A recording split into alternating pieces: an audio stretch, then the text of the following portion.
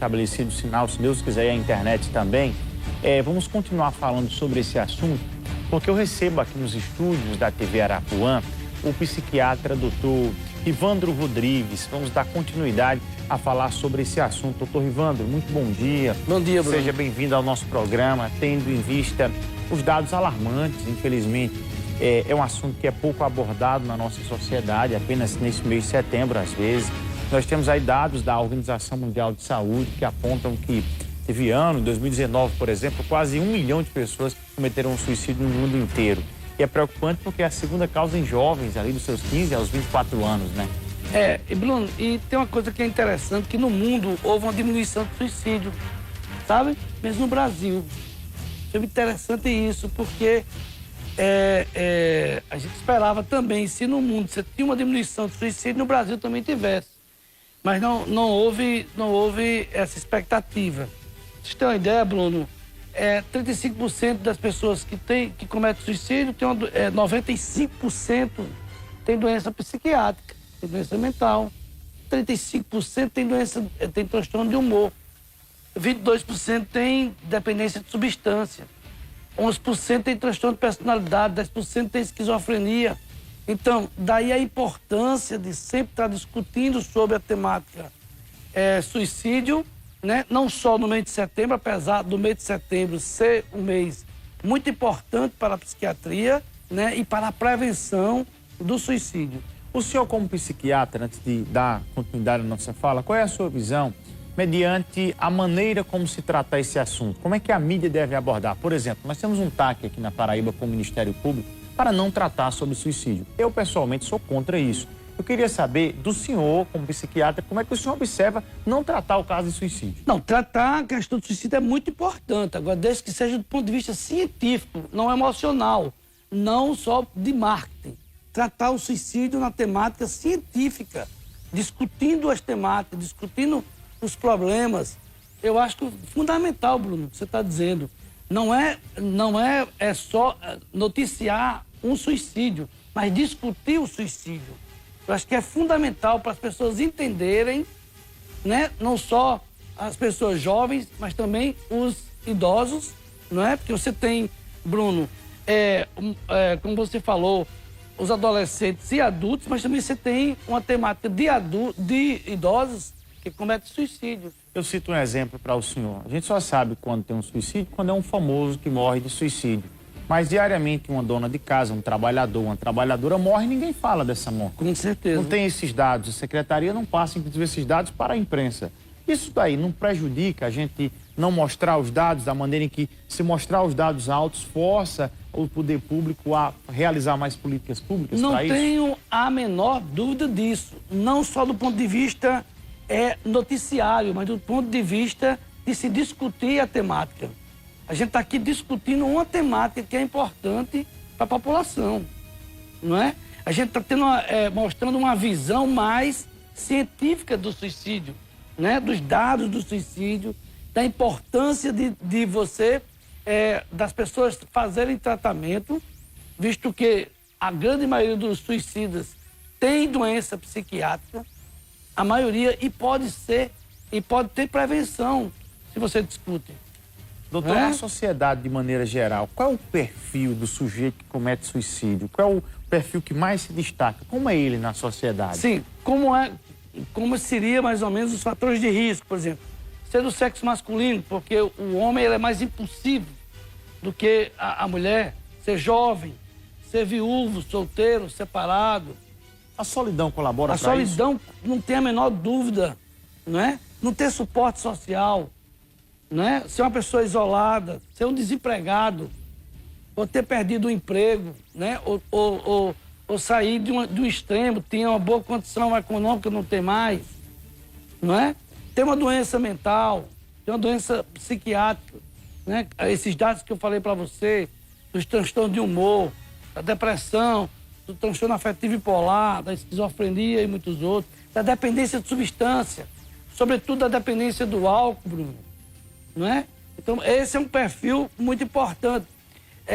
Os meios, Bruno, por exemplo, uma pessoa que, além de ter uma doença mental, uma doença psiquiátrica, que eu costumo sempre colocar que tenha armas, tenha meios. Por exemplo, pesticida é comprado livremente, né? A arma hoje está sendo liberada. Eu fico muito temor em relação a isso, Bruno. Porque aí você vai ter o meio para cometer, o mecanismo a mais para cometer o suicídio. Diariamente na nossa vida, a nossa vida é um jogo, a gente ganha e a gente perde. Por que o ser humano não está tão preparado para lidar com uma perda? A perda ela tem causado tantos impactos emocionais e psicológicos nas pessoas. É porque isso vai depender, Bruno, de cada pessoa, de cada estrutura familiar, né? Assim, a perda é inerente à vida humana, né? A gente, quanto mais vive, mais a gente perde. O problema é de como cada um tem a sua formação para isso. Em determinadas culturas, isso não é um peso. Na nossa cultura, isso é um peso, perder alguém, né? Eu digo sempre que é um processo fisiológico, é um luto, né? E que as pessoas têm que viverem esse luto.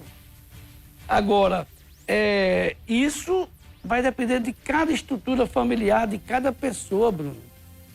Doutor, por que ainda na nossa sociedade, não sei se eu posso usar o termo preconceito, ainda existe um certo distanciamento, quero usar esse termo, para você procurar um serviço de psiquiatria ou psicologia? Tem gente que tem vergonha, que tem preconceito, que diz que é coisa de doido, que não sei o quê. Por que isso ainda existe? Isso existe ainda, Bruno. Pra você ter uma ideia, isso há 20 anos atrás era bem pior.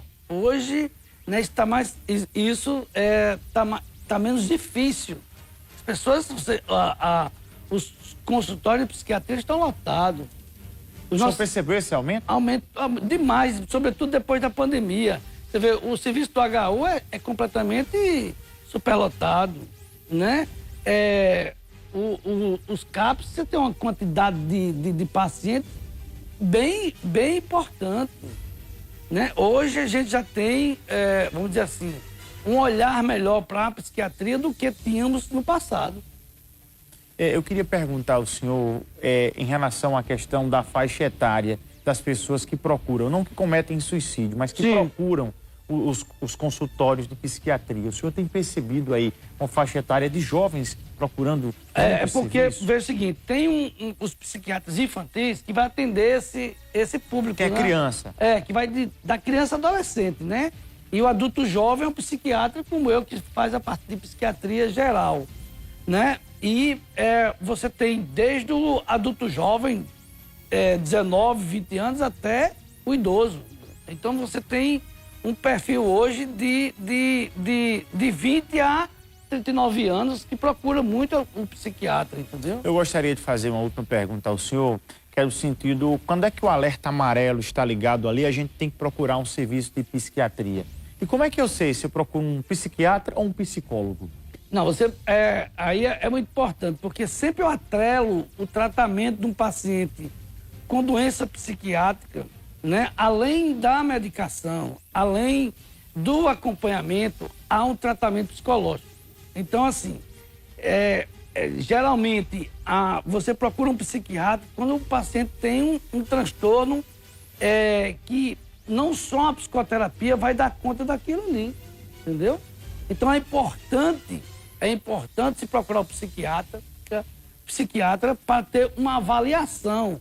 E essa avaliação vai colocar se o paciente vai precisar da medicação, por quanto tempo, né?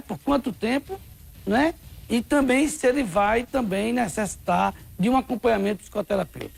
Doutor, muito obrigado pela entrevista conosco, um grande abraço, boa sorte na caminhada do senhor e obrigado por essa colaboração e essa prestação de serviço ao nosso telespectador. Não deixe de fazer a sua leitura que você fez aqui sobre a questão do suicídio. É muito importante que a mídia, né, participe junto com a psiquiatria, junto com a Associação Brasileira de Psiquiatria, para mostrar a importância do tema para a sociedade.